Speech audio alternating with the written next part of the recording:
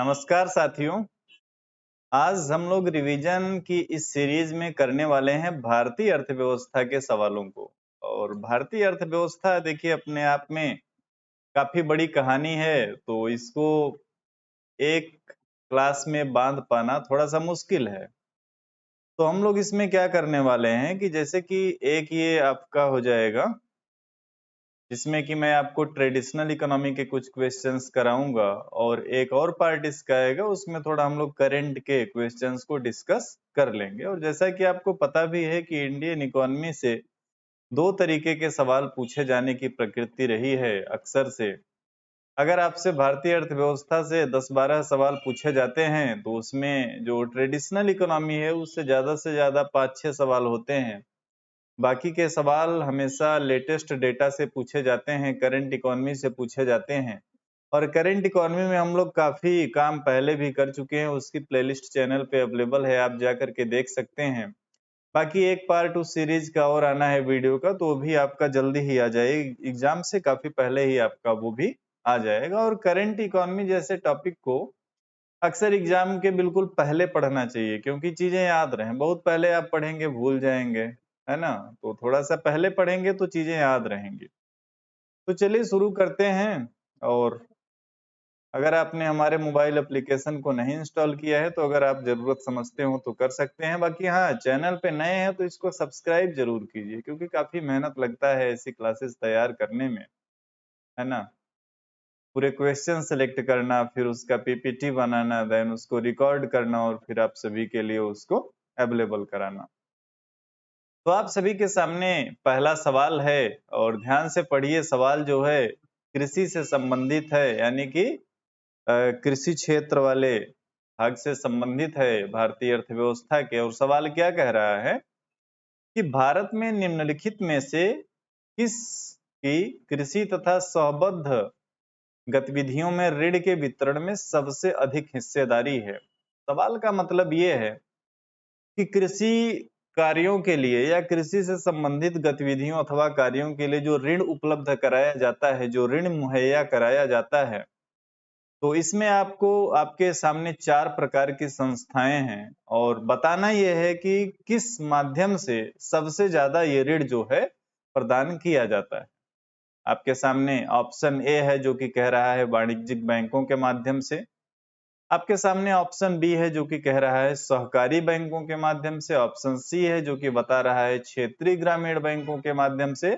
और option D बता रहा है सूक्ष्म वित्त यानी कि माइक्रो फाइनेंस के माध्यम से। ठीक है, तो थोड़ा सा दिमाग पे अपने जोर डालिए और याद कीजिए, जब आप एग्रीकल्चर फाइनेंस को पढ़ते हैं, जब आप कृषि वित्त को पढ़ते हैं, तो वहां पे आपको क्या बताया गया। और साथ ही साथ थोड़ा सा दिमाग पे अपने जोर डालिएगा केसीसी के बारे में, किसान क्रेडिट कार्ड योजना के बारे में। जैसा कि आपको पता है कि केसीसी जो है सबसे बड़ा माध्यम है जो कि किसानों को कृषि अथवा उससे संबंध गतिविधियों के कार्य हेतु ऋण उपलब्ध कराता है, ऋण मुहैया करवाता है।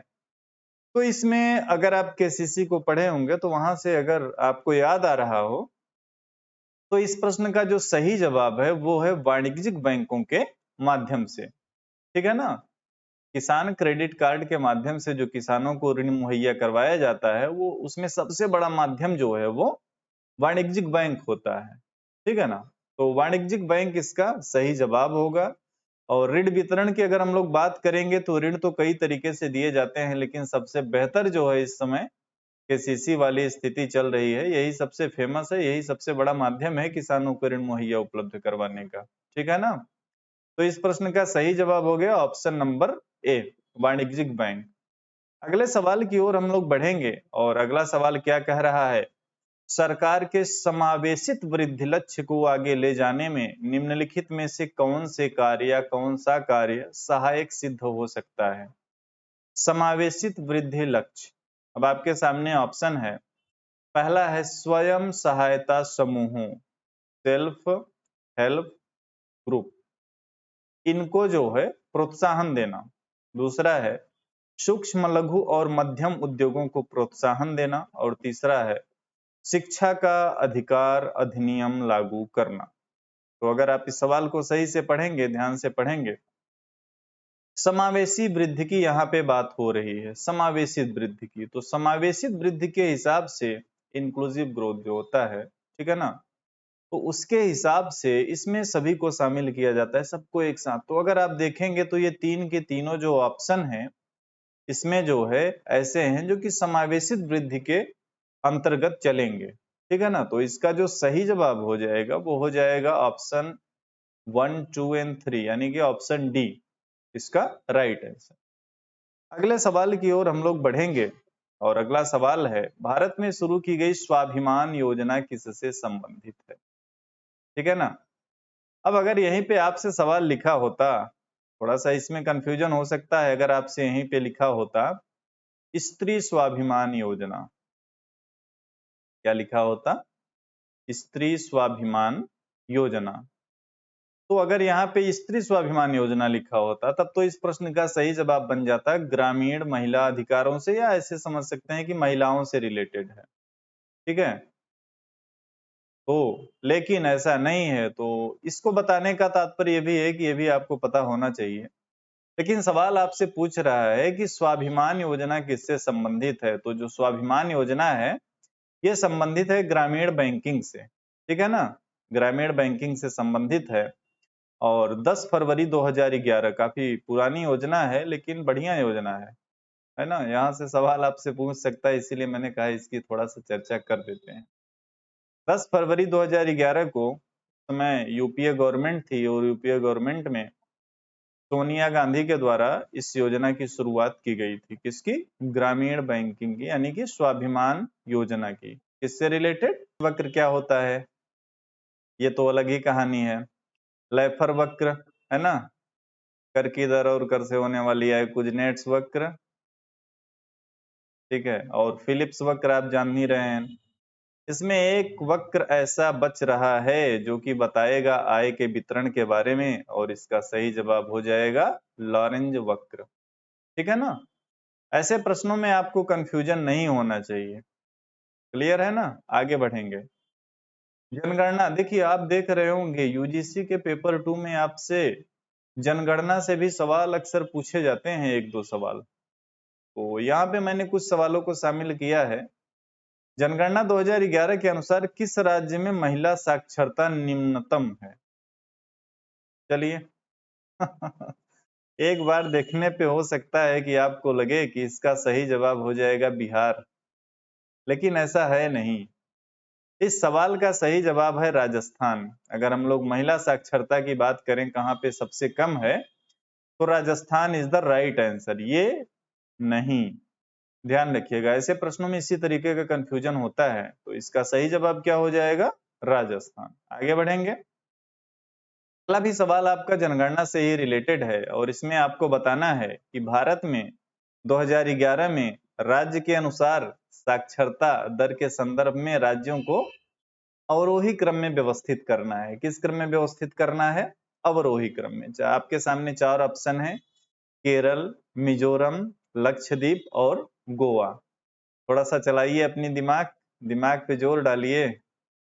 देखिए इसमें तो कोई डाउट है नहीं कि केरल में सबसे ज्यादा साक्षरता दर है, ठीक है ना, इसमें किसी भी प्रकार का डाउट नहीं है। तो चलिए कर देते हैं, नंबर 1 पे केरल हो जाएगा, ठीक है। उसके बाद लक्षद्वीप में भी काफी पर्याप्त है, छोटा सा है ये। उसके बाद फिर मिजोरम है, और उसके बाद फिर गोवा है, ठीक है। हालांकि यहाँ हर जितने भी ऑप्शन आपके सामने दे रखे हैं, हर जगह साक्षरता दर काफी ज्यादा है। लेकिन अगर इसको मैच करने की बात आएगी तो ऑप्शन बी जो है इसका राइट आंसर रहेगा। तो ध्यान रखिएगा ऐसे सवालों को भी। अगला सवाल आप सभी के सामने है, और ये सवाल क्या कह रहा है, ये सवाल कह रहा है, क्या कह रहा है मैच कीजिए। देखिए आरबीआई तो 1935 में आता ही आता है, कोई डाउट है नहीं। नाबार्ड 1982 में भी आ जाता है, इसमें भी कोई डाउट नहीं है, ठीक है ना। योजना आयोग 1950 में 50-51 में आता है, इसमें भी कोई डाउट नहीं है। और एफसीआई भी 1964 में। तो देखिए कहाँ है 1 2 3 4, मतलब कहने का ये हुआ कि इसका जो पहला ऑप्शन है यही सही है, ऐसे प्रश्नों को तो शामिल नहीं करना चाहिए था। चलिए हो गया है तो ध्यान रखिएगा। ठीक है, नाबार्ड का ये याद रखिएगा, हो सकता है मैच वाले क्वेश्चन में कहीं मिल जाए। योजना आयोग तो पता ही होगा आपको, एफसीआई का याद रखिएगा। तो ये सवाल हो गया। आगे बढ़ेंगे और अगला आपका सवाल है, क्या है? निर्धनता का संकेतक निम्नलिखित इसमें से कौन सा निर्धनता का संकेतक है? 4 ऑप्शन आप सभी के सामने हैं। ध्यान से सोचिए इन चारों ऑप्शन के बारे में और अपना विचार व्यक्त कीजिए कि हेड काउंट रेशियो होगा, यानी हेड काउंट सूचकांक होगा, निर्धनता अंतराल अनुपात होगा, निर्धनता वर्ग अंतराल अनुपात होगा, या सभी होगा। अगर आपकी दिमाग कैच कर रही हो तो इस सवाल का जो सही जवाब है वो होगा ऑल, है ना। हेड काउंट रेशियो का भी प्रयोग जो है किया जाता है निर्धनता के आकलन में, और हमारे यहाँ तो यही किया जा रहा है, ठीक है ना। निर्धनता अंतराल अनुपात की भी बात करते हैं, निर्धनता वर्ग अंतराल अनुपात की भी बात करते हैं, इसका मतलब सभी की बात करते हैं। किसी दिन मैं आप सभी को इंडियन इकोनॉमी और बेरोजगारी 2 टॉपिक पढ़ाऊंगा, बहुत ही अच्छे से पढ़ाऊंगा। आगे चलिए बढ़ते हैं। और ये जो सवाल है में क्या है, देखिए आप देखेंगे यूजीसी नेट में ये कथन और कारण वाले काफी सवाल आते हैं।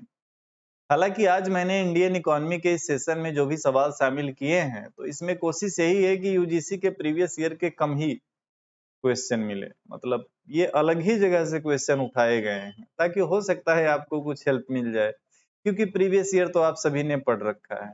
तो चलिए इस सवाल को ध्यान से सुनिएगा और इसका सही जवाब दीजिएगा, ठीक है ना। चलिए, भारत में सुधारोत्तर काल में अंतरराज्यीय विषमताएं बढ़ी हैं। सुधारोत्तर काल मतलब जो भी सुधार हुए, आर्थिक सुधार को ले लीजिए आप, राजकोषीय मतलब सारे सुधार जो भी हुए, मुख्य रूप से आर्थिक सुधार की बात करते हैं। तो सवाल ये कथन ये कह रहा है कि भारत में सुधारोत्तर काल में अंतरराज्यीय विषमताएं बढ़ी है, और औद्योगिक कारण क्या कह रहा है, औद्योगिक लाइसेंस व्यवस्था जो कि धनी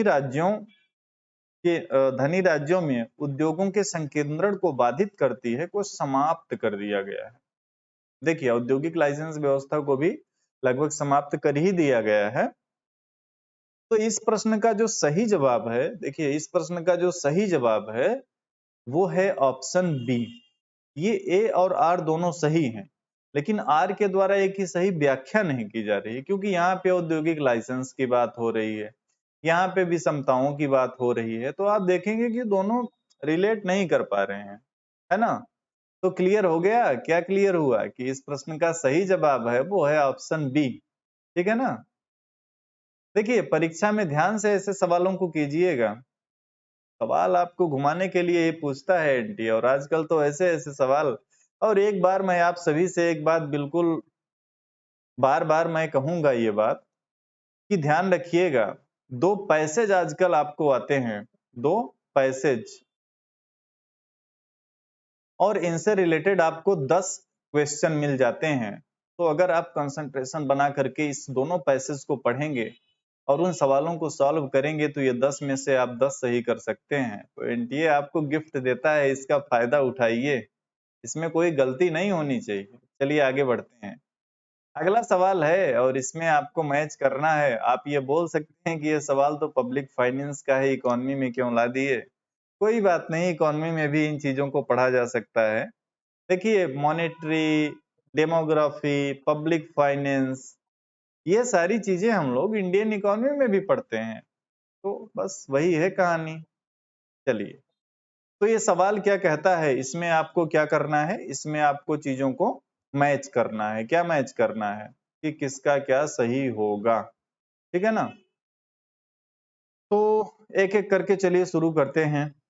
आपके सामने कर सुधार है, बीमा सुधार है, विनिवेश है और वित्तीय क्षेत्र के सुधार हैं। चलिए, इसमें अगर आप देखेंगे तो जो नरसिम्हन कमेटी है, नरसिंहन कमेटी, ये किस लिए बनाई गई थी? नरसिंहम कमेटी बनाई गई थी वित्तीय क्षेत्र के सुधार के लिए, ठीक है ना। इसी प्रकार से केलकर समिति जो थी ये कर सुधार की बात करती है, ओके। उसके बाद मल्होत्रा समिति बीमा सुधार की बात करती है, और अब एक जो बचती है रंगराजन कमेटी, ये अनिवेश यानी विनिवेश की बात करती है। तो इस हिसाब से देखेंगे A3B4, A3B4, यहीं से आप देखेंगे ऑप्शन नंबर ए इसका सही जवाब है। तो ध्यान रखिएगा, ऐसे सवाल आए बिल्कुल गलती नहीं होनी चाहिए आपसे, ठीक है ना। ध्यान से कीजिएगा इस तरीके के सवालों को परीक्षा में। और अगले सवाल की ओर हम लोग बढ़ेंगे, और अगला सवाल है जीडीपी डिफ्लेटर किस प्रकार का इंडेक्स है।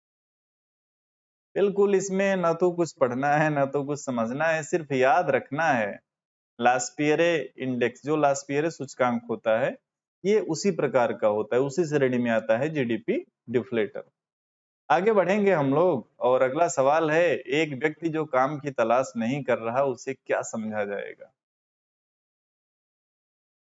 एक व्यक्ति जो काम की तलाश नहीं कर रहा है, वर्ड पे ध्यान दीजिएगा। संरचनात्मक रूप से बेरोजगार तो समझेंगे नहीं, घर्षणात्मक भी समझेंगे नहीं, अल्प भी नहीं समझेंगे। इसका मतलब उपरोक्त में से कोई नहीं इसका जो है राइट आंसर है। स्ट्रक्चरल अनएम्प्लॉयमेंट बेसिकली होता क्या है, इसमें यह होता है कि जैसे मान लीजिए एक ही रोजगार में बहुत सारे लोग लगे हुए हैं, जितने श्रम की जरूरत नहीं है उतने ज्यादा लोग लगे हुए हैं, और कुछ टाइम तक तो वहां से उनको रोजगार मिल जाता है, लेकिन कुछ टाइम तक वो फिर खाली बैठे रहते हैं। घर्षणात्मक बेरोजगारी क्या होती है, घर्षणात्मक ये होता है कि एक जगह से दूसरे जगह शिफ्ट करने के बीच में जो आपका गैप होता है। अल्प रोजगार क्या होता है कि अगर आप 8 घंटे 273 दिन नहीं रोजगार प्राप्त कर रहे हैं, कम टाइम के लिए कर रहे हैं, तो आप अल्प रोजगार की स्थिति में रहेंगे, ठीक है ना। तो ये कहानी हो गई इस क्वेश्चन की। और अगला सवाल है अंतरण भुगतान। अंतरण भुगतान का हिंदी क्या होगा, आई थिंक ट्रांसफर पेमेंट होगा, है ना, ट्रांसफर पेमेंट। तो आपसे पूछ रहा है कि इस यानी कि अंतरण भुगतान के बारे में बताना है कि ये क्या है, क्यों दिया जाता है। तो ध्यान से सुनिए, सरकार द्वारा अपने वर्तमान कामगारों को दी जाती है, नहीं नहीं, जो काम करेगा उसको जो मिलेगा वो तो वेतन होता है ना।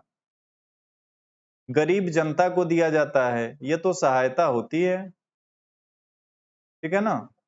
वस्तुओं के रूप में सरकार द्वारा प्रदत्त सेवाओं के लिए ये भी नहीं, कोई सेवाएं या वस्तुएं उपलब्ध नहीं कराने के लिए दिया जाता है, बिल्कुल सही जवाब। बेरोजगारी भत्ता के बारे में आपने सुना होगा, पेंशन के बारे में आपने सुना होगा, इस तरीके के जो भुगतान होते हैं ये ट्रांसफर पेमेंट के अंतर्गत आते हैं, ठीक है ना। तो ध्यान रखिएगा, ऐसे सवालों में गलती नहीं करना है आपको। अगला एक सवाल जो है वो फिर से आ गया है आपके सामने जनगणना से, और जनगणना से क्या है कि सवाल आपकी परीक्षाओं में कई बार पूछते हैं, तो ध्यान रखिएगा कि इसमें कोई गलती आप नहीं करेंगे, ठीक है ना। 1 मिनट,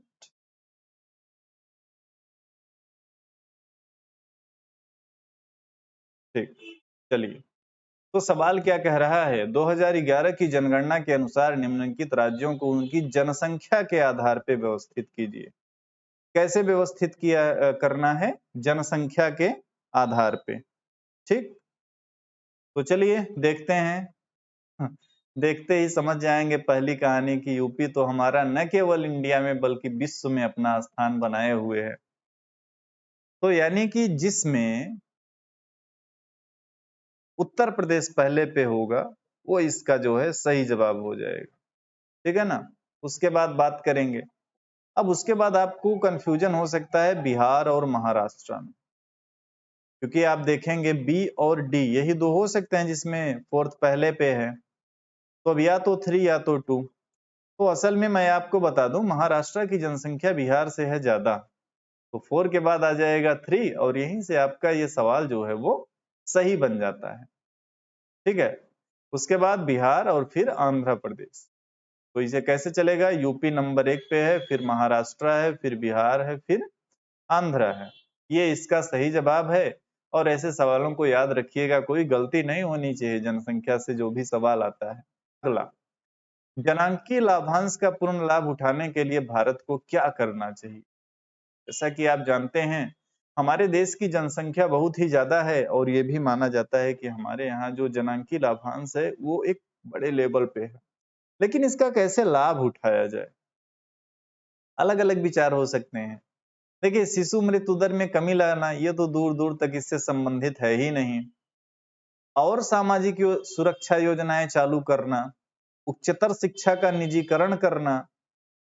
भाई, उच्चतर शिक्षा का निजीकरण आप कर देंगे तो बहुत सारे ऐसे लोग हैं जो पढ़ ही नहीं पाएंगे, तो जब पढ़ नहीं पाएंगे तो कुशल श्रम नहीं निकलेगा, तो जो जनांकी लाभांश है वो प्राप्त नहीं हो पाएगा। सामाजिक सुरक्षा योजनाएं चालू करना, अगर आप ज्यादा सामाजिक सुरक्षा योजनाएं चालू कर देंगे, मतलब सरकार की मैं बात कर रहा, अगर ढेर सारी योजनाएं चलने लगेंगी, सबको घर बैठे खाने को मिलने लगेगा, तो कौन चाहेगा काम करना? ठीक है ना?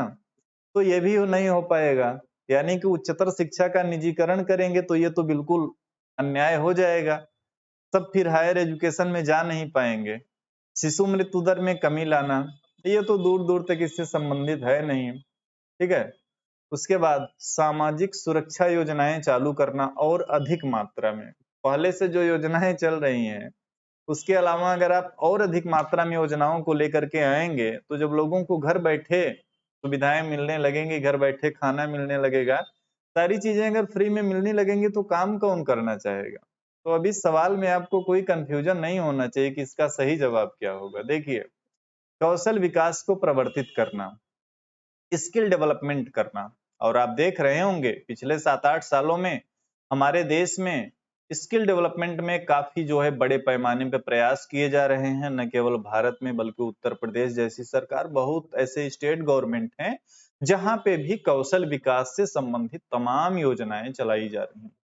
ये इसीलिए चलाई जा रही हैं कि हमारे यहाँ पूर्ण रूप से जनांकी लाभांश की प्राप्ति हो सके।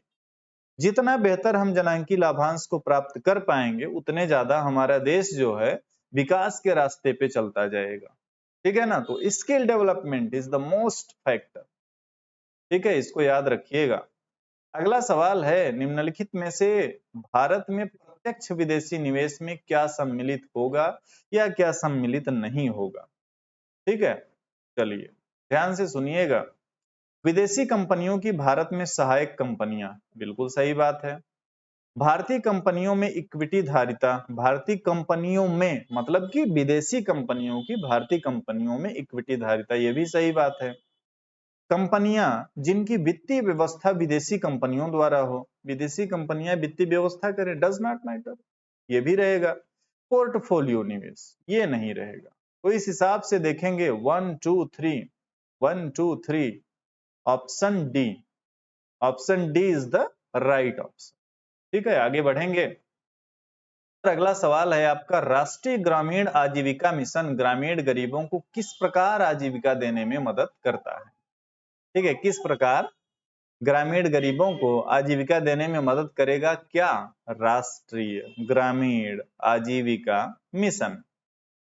अब अगर आप देखेंगे यहाँ पे ध्यान से, 3 ऑप्शन है आपके पास, ऑप्शन नहीं, 3 पहले तो पॉइंट हैं, 3 बिंदु हैं जिनको समझ के बताना है कि कौन कौन सा सही होगा। तो देखिए, जब बात की जाती है राष्ट्रीय ग्रामीण आजीविका मिशन की, तो वहां पे किसानों को निःशुल्क बीज देना, उर्वरक देना, डीजल पंप, इन सब की व्यवस्था करना, ये तो राष्ट्रीय ग्रामीण आजीविका मिशन में आएगा नहीं। मतलब जहां जहां पे 3 है उसको तो आप कट कर दीजिए, ये नहीं होगा, ये नहीं होगा। अब आपके सामने 2 ऑप्शन है, या तो ए होगा या तो बी होगा। अब चलिए और पढ़िए। स्वयं सहायता समूहों को शक्तिशाली बनाना तथा कौशल विकास प्रदान करना, सही है। ग्रामीण क्षेत्रों में नए विनिर्माण उद्योगों तथा कृषि व्यापार केंद्रों की स्थापना है, ये भी सही है। तो इस प्रश्न का जो सही जवाब होगा वो होगा ऑप्शन ए। ठीक है ना? राष्ट्रीय ग्रामीण आजीविका मिशन जो है, ये ग्रामीण गरीबों को ग्रामीण क्षेत्रों में नए विनिर्माण उद्योगों तथा कृषि व्यापार केंद्रों की स्थापना, स्वयं सहायता समूहों को शक्तिशाली बनाना तथा कौशल विकास प्रदान करना, इस तरीके से आजीविका देने में मदद करने का कार्य कर रहा है। अगले सवाल की ओर बढ़ेंगे। तो अगला सवाल है, मिश्रित कृषि पद्धति, ठीक है, मिक्स्ड एग्रीकल्चर फार्मिंग या मिक्स्ड फार्मिंग, इसकी विशेषताएं क्या हैं? आपके सामने 4 ऑप्शन है, तो एक तो साइड में रख दीजिए, किसी काम का नहीं है। तो 3 ऑप्शन है। पहला ऑप्शन क्या कह रहा है? दोनों ही नगदी तथा खाद्य फसलों को उगाना, एक ही खेत में 2 या अधिक फसलों को उगाना, एक साथ पशुपालन तथा फसलों को उगाना। देखिए, मिश्रित कृषि पद्धति, इसका मतलब होता है कि एक साथ यहाँ पे पशुपालन और फसलों को उगाना, इन दोनों को एक साथ लेकर के चला जाता है। तो इसका राइट आंसर क्या हो जाएगा? सी। ठीक है, आगे बढ़ेंगे। अगला सवाल है, महेंद्र देव कमेटी किससे संबंधित है? महेंद्र देव कमेटी किससे संबंधित है? मनरेगा से संबंधित है।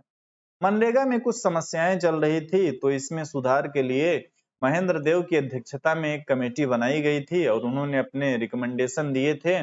हालांकि वो अभी पूरी तरीके से लागू नहीं किए जा सके हैं, और देखिए क्या होता है आगे।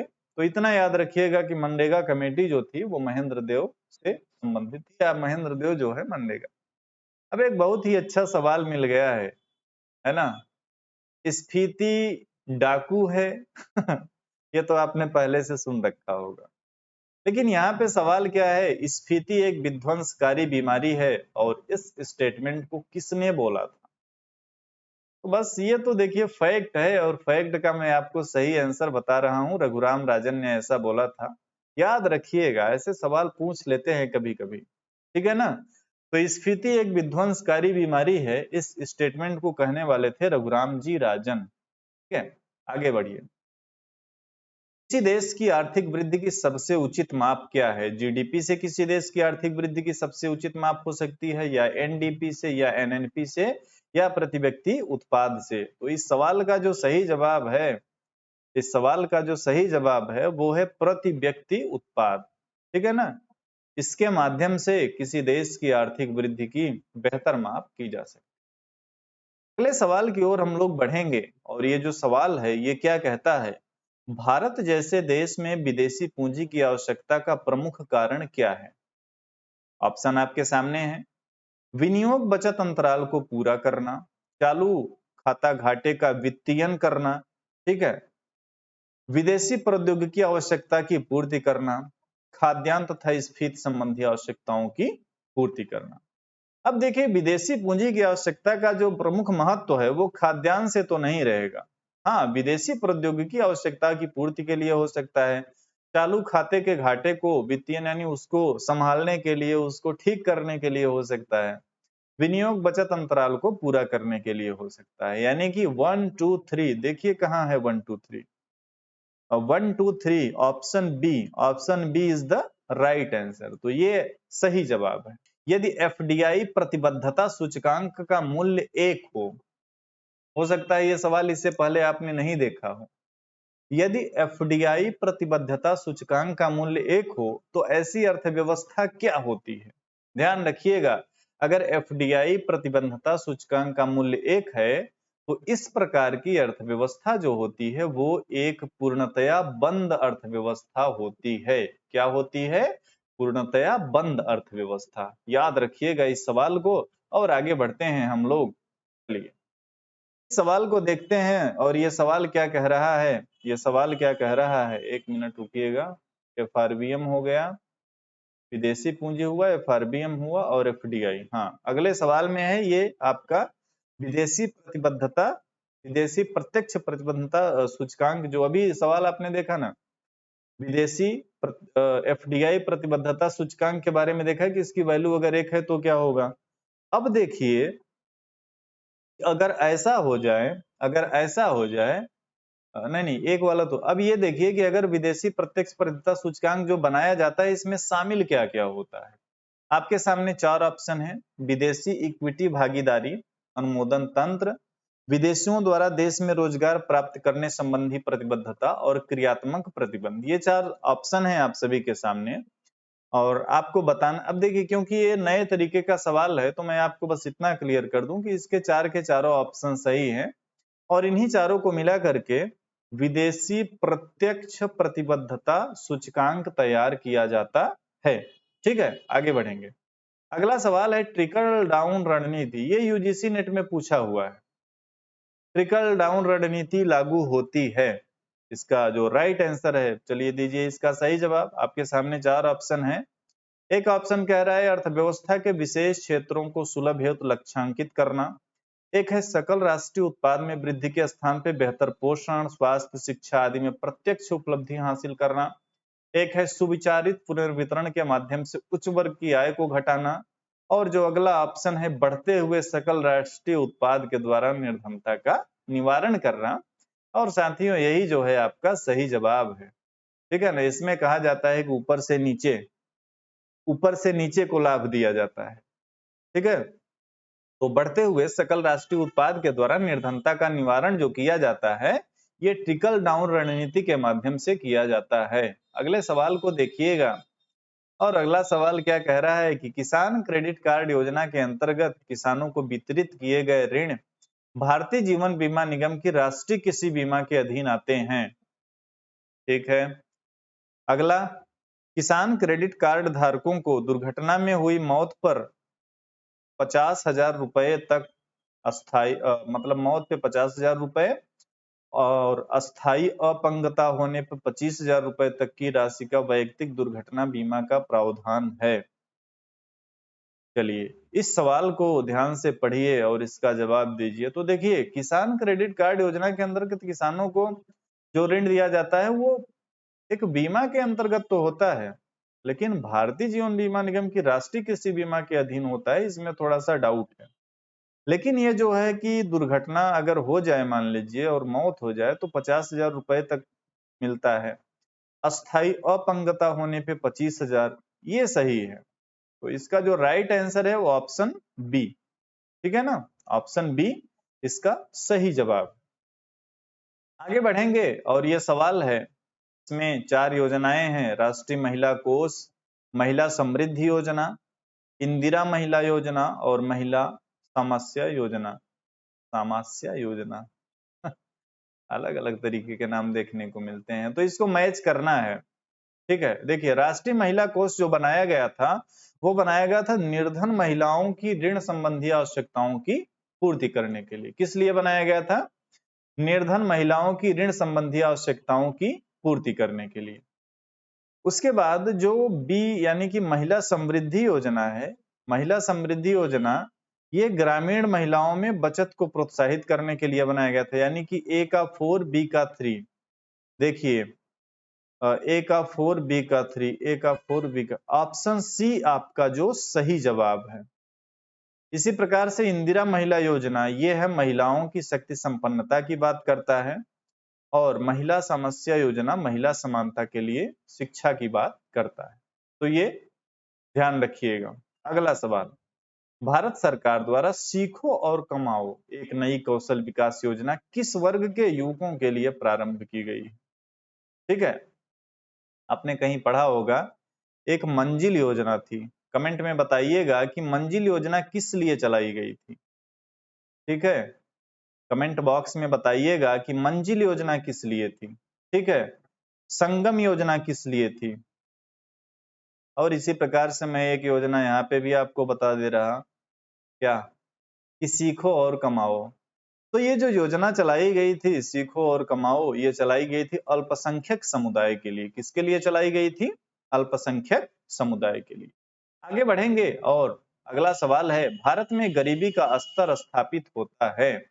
भारत में गरीबी का स्तर देखिए विभिन्न प्रदेशों के प्रति व्यक्ति आय से बिल्कुल नहीं है, औसत घरेलू आय द्वारा नहीं, घरेलू उपभोक्ता के व्यय द्वारा, ये इसका सही जवाब है। और इसी के आधार पे भारत में गरीबी के स्तर को निर्धारित किया जाता है।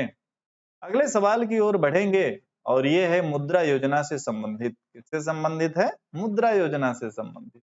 तो चलिए देखते हैं क्या है। ये कह रहा है कि इस योजना का शुभारंभ 8 अप्रैल 2015 को हुआ। सही बात है क्या ये? सही बात है। इसका पूरा नाम micro unit development refinance agency, ये भी सही है। अच्छा, ये सब एक एक पॉइंट से आपसे सवाल पूछे गए हैं।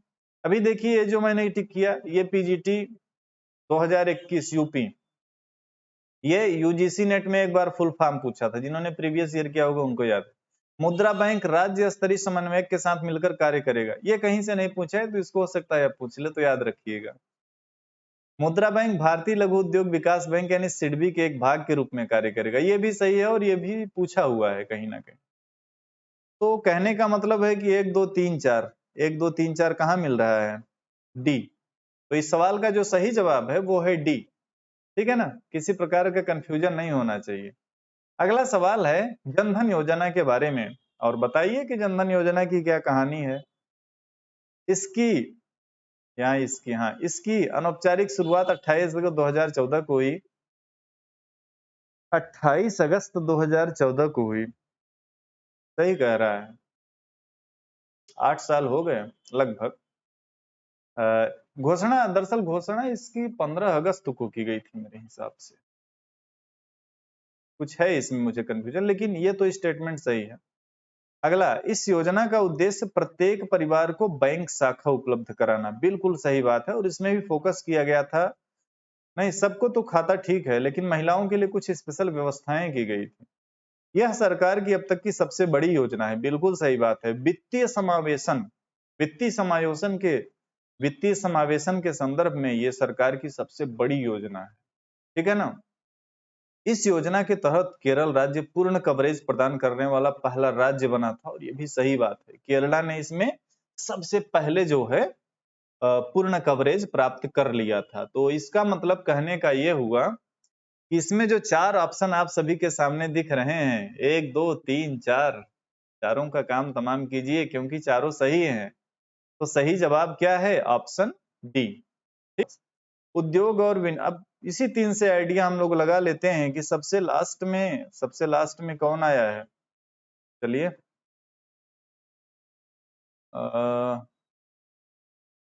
73, यानी कि 3। बस यहीं से आपका सही जवाब मिल जाएगा।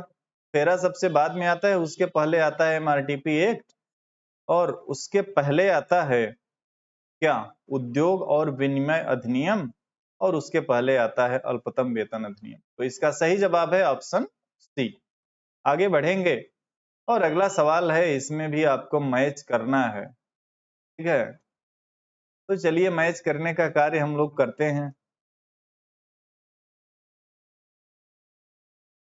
हाँ, कहाँ तक पहुंचे हैं हम लोग?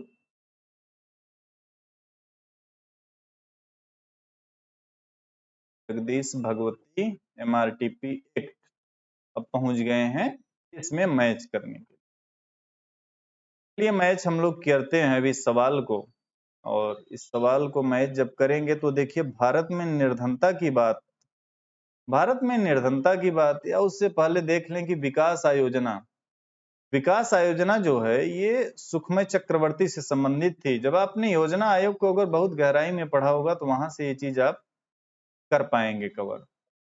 और वहीं हम लोग अगर बात करें निर्धनता की, तो भारत की निर्धनता से जो रिलेटेड है वो है दंडेकर और रथ। इन्होंने भारत में निर्धनता संबंधित अनुमान दिए थे। उसके बाद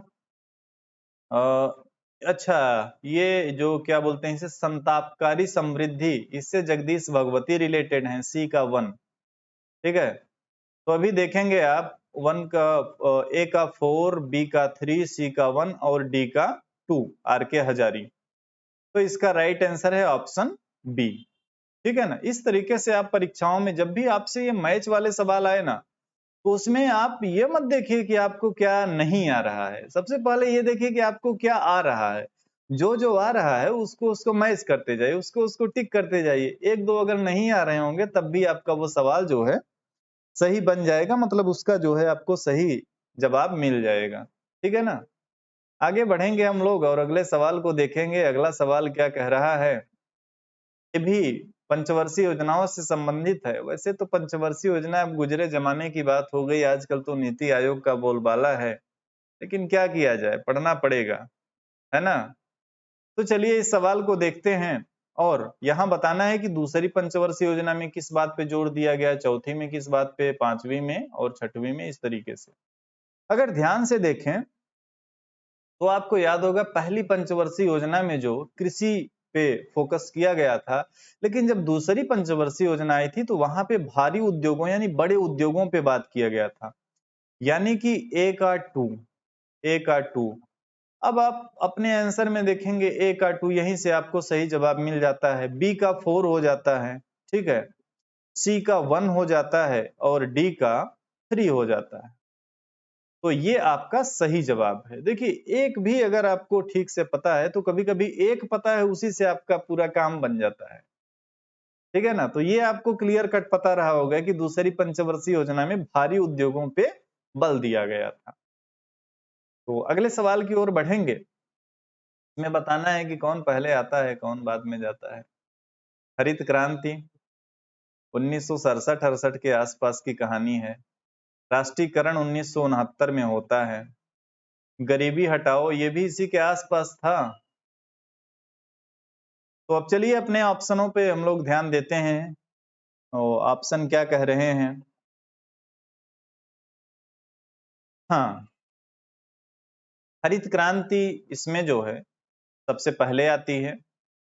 उसके बाद फिर बैंकों का राष्ट्रीयकरण होता है और उसके बाद गरीबी हटाओ। तो ऑप्शन बी जो है इसका सही जवाब है। ठीक है ना। आगे बढ़ेंगे और अगला सवाल है, भारत में कृषि वर्ष मनाया जाता है, क्या होगा? 1 मार्च से 31 अप्रैल? ये तो बिल्कुल नहीं होगा। अगर 1 अप्रैल से 31 मार्च होता तब बताइए। तब भी नहीं होता, ये तो वित्तीय वर्ष है। 1 अक्टूबर से 30 नवंबर ये भी नहीं होगा। 1 जनवरी से 31 दिसंबर ये भी नहीं होगा। सही क्या होगा? सही होगा ऑप्शन ए। ठीक है ना, ऑप्शन ए। क्यों? क्योंकि भारतीय कृषि जो है मानसून से जोड़ करके देखी जाती है और मानसून हमारे यहाँ जुलाई से आता है अक्सर। तो 1 जुलाई से 30 जून का जो समय है इसे कृषि वर्ष के रूप में माना जाता है। जितने डेटा वगैरह आपके आएंगे वो इसी के ड्यूरेशन के आते हैं।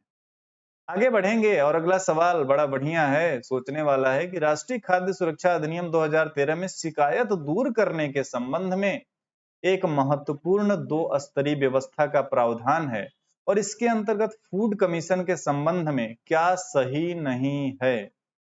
क्या सही नहीं है? फिर से सुनिएगा, क्या सही नहीं है? ये क्वेश्चन अधूरा सा लग रहा है।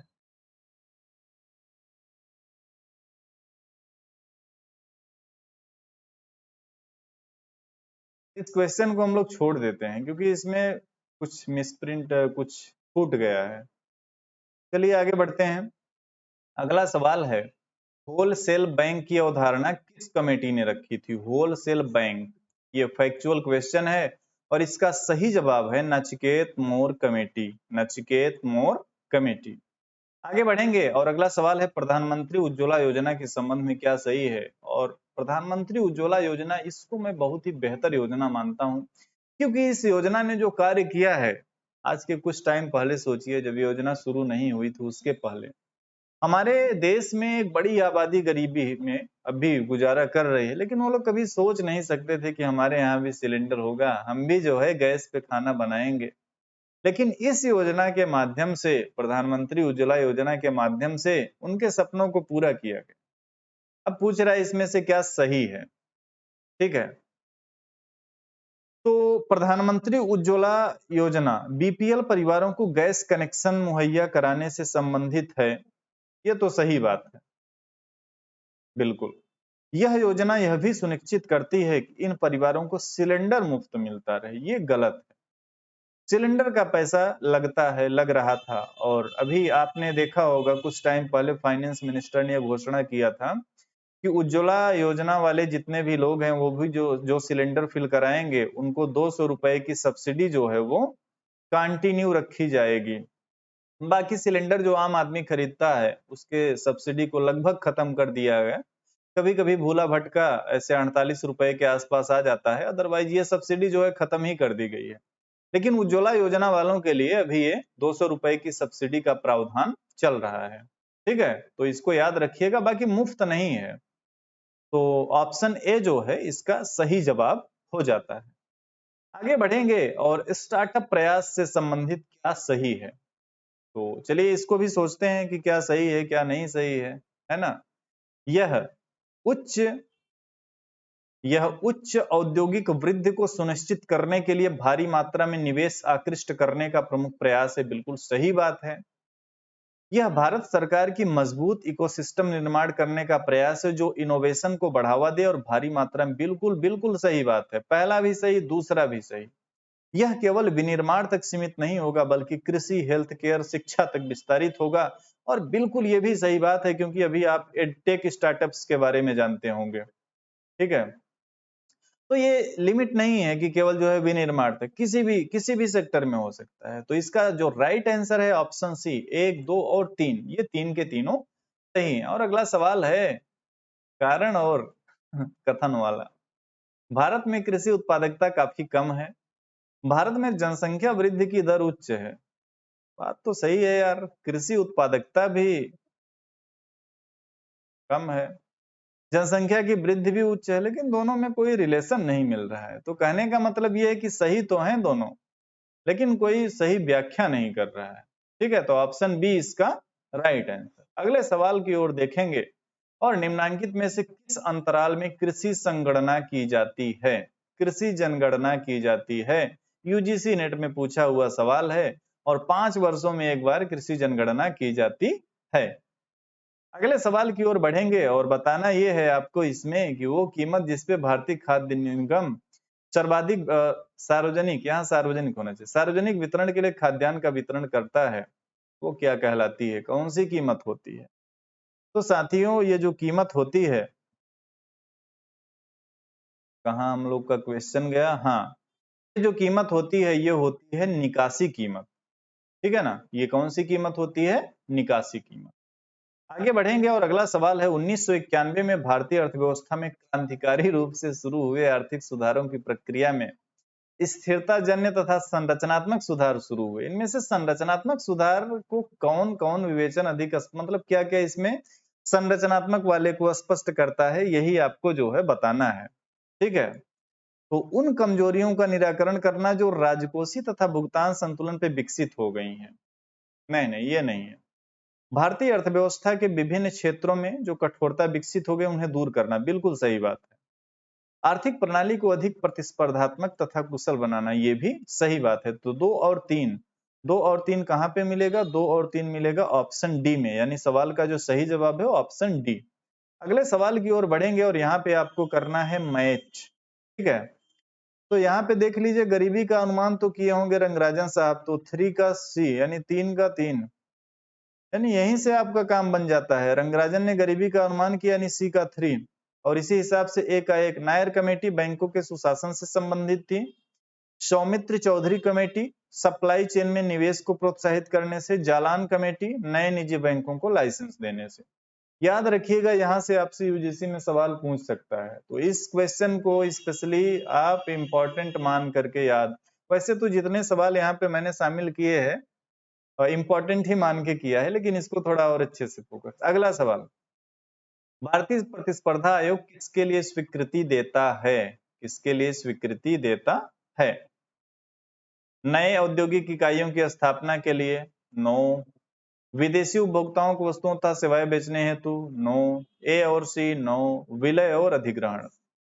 ठीक है, ये भारतीय प्रतिस्पर्धा आयोग सीसीआई पहले जो काम एमआरटीपी करता था, एमआरटीपी एक्ट जो बनाया गया था 1969 में, ठीक है ना, इसको खत्म किया गया किसकी क्या कहते हैं संस्कृति पे, एसबीएस राघवन कमेटी बनाई गई थी और फिर इसको खत्म किया गया। बाद में फिर 2002 में भारतीय प्रतिस्पर्धा आयोग का गठन किया जाता है और ये क्या कार्य करता है? विलय और अधिग्रहण से संबंधित स्वीकृति प्रदान करने का कार्य करता है।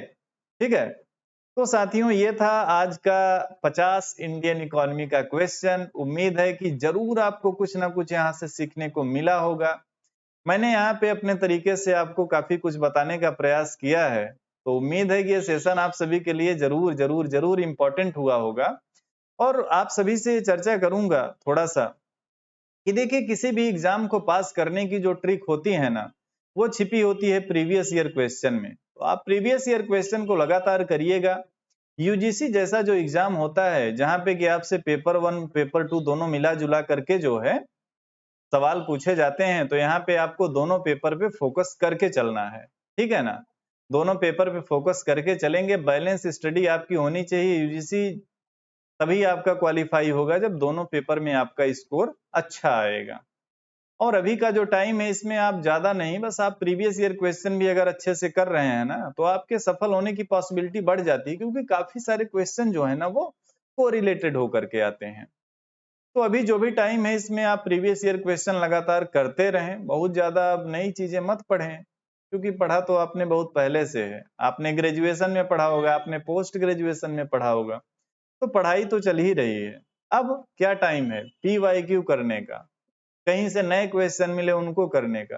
लेकिन ध्यान रखिएगा, नए क्वेश्चन वही कीजिएगा जो NTA के लेवल के हों। PGT लेवल वाले क्वेश्चन आपको UGC में 2-4 क्वेश्चन मिल सकते हैं, ज्यादा नहीं। ठीक है ना? तो इस तरीके से अपनी पढ़ाई कीजिएगा, और इस तरीके से मैं आप सभी के लिए वीडियोज अपलोड करता रहूंगा बीच-बीच में, जिससे कि आपको कुछ ना कुछ मदद जो है वो मिलती रहेगी। आज के इस सेशन को यहाँ पे कंप्लीट करते हैं, मिलेंगे किसी अगले सेशन में किसी एक नई यूनिट के साथ। तब तक आप लोग पढ़िए लिखिए, इस वीडियो को लाइक कीजिए, शेयर कीजिए अपने दोस्तों तक, और अगर आपने चैनल को अभी तक सब्सक्राइब नहीं किया है तो इसको तुरंत सब्सक्राइब कीजिएगा, है ना? चलिए, बहुत बहुत धन्यवाद आप सभी को।